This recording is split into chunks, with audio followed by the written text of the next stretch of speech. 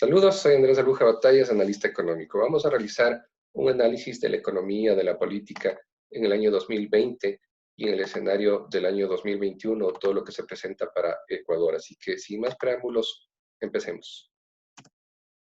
Reformas constitucionales, ¿vendrán o no vendrán con un nuevo gobierno? Correísmo tiene voto duro del 25%, esto es uno de cada 4 ecuatorianos, no baja de eso, ¿no? Hace prever que habrá una amplia representación en la Asamblea Nacional por parte del correísmo. Hay una dispersión del voto, 19 precandidatos presidenciales, lo cual favorece a Correa en el ajedrez político. Una deuda pública que necesita reingeniería. Se está haciendo una renegociación con tenedores de bonos. También se tiene que realizar nueva consecución de líneas de crédito con multilaterales, también deuda bilateral, y hacer un reordenamiento de la deuda interna. Y bueno, el presupuesto general del Estado entre 2021 y 2025 presentará grandes déficits con necesidades de financiamiento de aproximadamente 13.000 millones de dólares anuales. Aquí el tema de reservas será muy importante. Ecuador deberá formar reservas. Perú tiene una relación 1-1 entre deuda pública frente a reservas, ¿no? Ecuador no llega ni al 15%. Bueno, la seguridad social tiene una deuda del Estado por casi 10.000 millones de dólares. Se debería conformar un compromiso de los candidatos presidenciales para mantener la dolarización, para realizar una lucha anticorrupción y establecer una veeduría internacional. Existe una corrupción de los últimos casi 15 años, en M&M, entre Mashi y Moreno, casos sobornos, casos reparto de hospitales, ¿no? Fiscal, presunta negligencia y complicidad en el ejercicio de sus funciones. Vemos el último caso de reparto de hospitales. No se ha realizado todavía un tema de prisión preventiva a la ministra Romo, a pesar de ya existir todos los elementos de convicción y las pruebas. No sé qué espera la fiscal, pero para evitar ser cómplice debería hacerlo ya, porque caso contrario tendría graves consecuencias legales en no hacerlo. La venta de activos del Estado, la monetización, Banco del Pacífico lo vamos a analizar, ¿no? Arauz, el candidato presidencial en binomio con Correa y sus presuntas irregularidades, CERCOP, compras públicas, CENESID, registro de título de maestría antes del título de tercer nivel. Esto habrá que investigar, tendrá que rendir cuentas Arauz. Ecuador, post-dolarización, vemos que en los primeros años la tasa de inflación se logró controlar de casi el 100%, bajó a un dígito bajo, sí, valga la redundancia.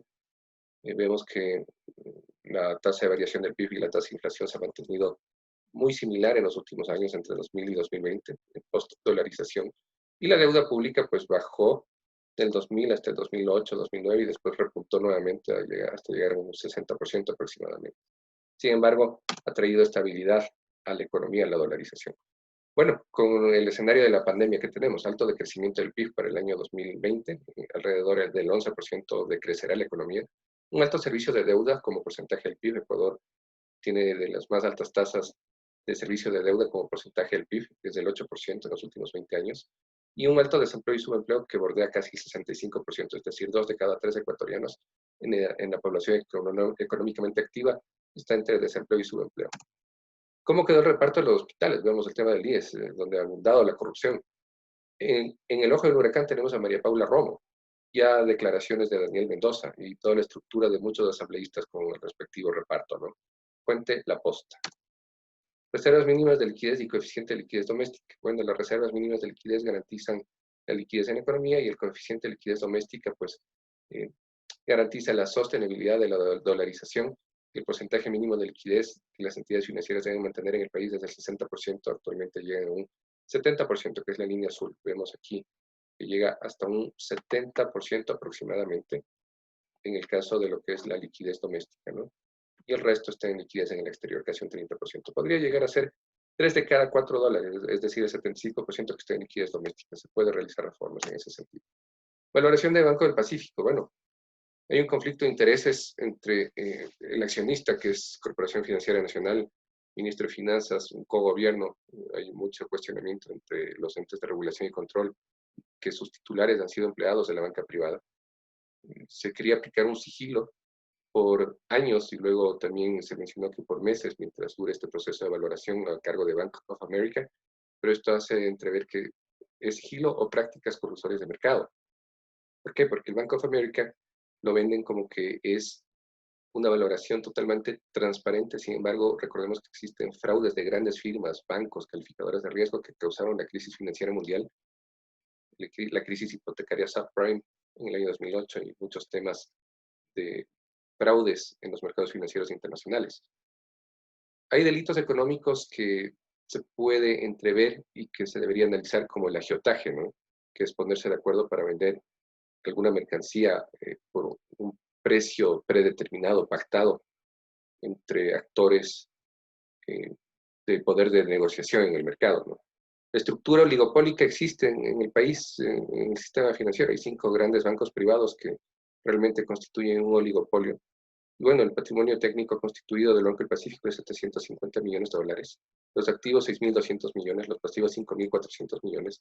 El valor al que se lo quiere vender extraoficialmente se conoce que es 800 millones de dólares aproximadamente. Sin embargo, al aplicar la valoración debería estar entre 1.200 y hasta 1.600 millones de dólares, no menos de 1.200 millones.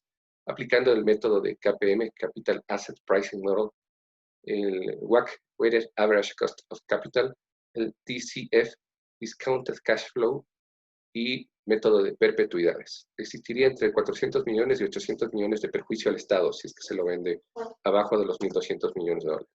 Aquí vemos pues la valoración en general que llega hasta 1.500 millones de dólares aplicando esta metodología del KPM, WACC, DCF y perpetuidades. Vemos que las tasas de interés activas promedio en el sistema financiero en Ecuador son de las más altas en la región de la CAM, por ejemplo, seguido por Perú, Colombia y Bolivia, ¿sí? Pero ampliamente superiores los costos, las tasas de interés activas en el sistema financiero en Ecuador. Por eso se habla de este tema de prácticas colusorias de mercado. Y bueno, dolarización y venta del Banco del Pacífico. Aquí se hace un paréntesis. Para evitar que exista pánico económico, los actores, los candidatos presidenciales como Arauz o ciertos analistas económicos que han puesto en tela de duda la dolarización, por favor, no incurrir en el artículo 307 de pánico económico, que es penado, ¿no? Según el Código Orgánico Integral Penal. Y el artículo 308 respecto a la venta del Banco del Pacífico, que es el agiotaje.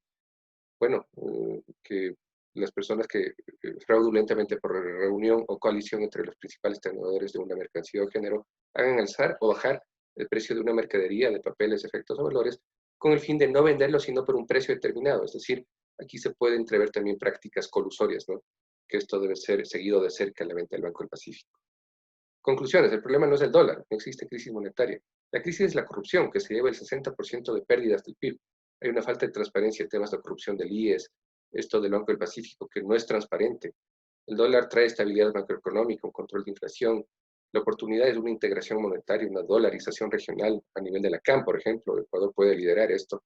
Y bueno, hay que generar confianza, una economía de la confianza que atraiga inversión extranjera y directa. Bajar costos, esto es impuestos, tasas de interés y costos de servicios financieros. Mejorar el desempeño de los sectores real, externo, finanzas públicas y no al terrorismo económico.